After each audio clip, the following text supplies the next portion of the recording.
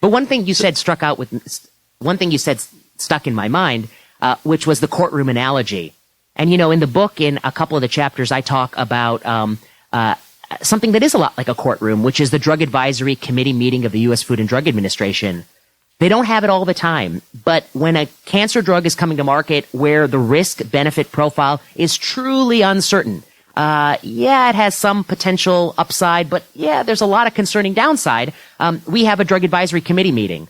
We have expert academic oncologists who serve as jurors or panelists. We have the U.S. Food and Drug Administration who gives an opening statement on why the drug, should be considered, but also have these serious caveats. We have the industry who comes and gives, the defense. They say why the drug should be approved. The industry often brings a witness, which is an expert who's typically heavily conflicted, as we show in a Mayo Clinic proceedings paper. And then there's a public audience that gets to ask questions. And it's a lot like a courtroom. Both sides have their say. There are people who vote. But the difference between a courtroom is the money. And in the book, I trace that every single person, every single entity that is speaking has heavy financial ties to the pharmaceutical industry. Even the reviewers at the FDA, which is the one thing I'll mention now, although by law they're prohibited from current financial ties to the industry, which is reasonable and good, 60% of them go on to work for the industry when they leave the industry. And that's the so-called, revolving door politics that has been criticized in many domains. But I think that is concerning, because if I knew there's a 60% chance, I'm going to work at the University of Pittsburgh, I'm going to take it easy on the University of Pittsburgh when I see their actions. And I think you might see that a little bit in drug regulation. Well, let's talk about the FDA. It's interesting for me as a older economist, because I've seen a lot of ups and downs in the FDA's reputation and how economists look at it. In the early days of this conversation, Sam Peltzman wrote a provocative piece that suggested the FDA was killing a lot of people because they took a long time to approve drugs that could save lives. It's a very tedious bureaucratic process. It's very time consuming. And in response to that, the FDA and other political pressures, the FDA has things like accelerated approval, and there are people allowed to take drugs as part of trials if they're near death. So that there's been some improvement in that. The irony is I think and it's hard for me to say this as a former TA for Sam Peltzman, but I feel we've gone in the other direction as well. The FDA approves almost everything, these things that have very marginal benefits, and I think their response would be, well, it's not our job. Our job isn't to decide whether things are worthwhile. Our job is just to figure out whether it works at all, whether it's harmful, how harmful. It just has to be, safe and efficacious.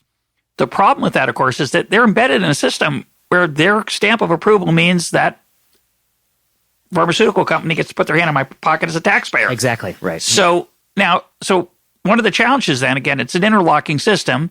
You don't really want the FDA to go rogue and decide whatever they want. But what might the FDA do differently? How might it be restructured? You have a number of suggestions in the book that would, at least given the current system, make them a better participant. Yeah, it's a great question. I guess I'd say a few things. I mean, one, just give your listeners some of the landscape.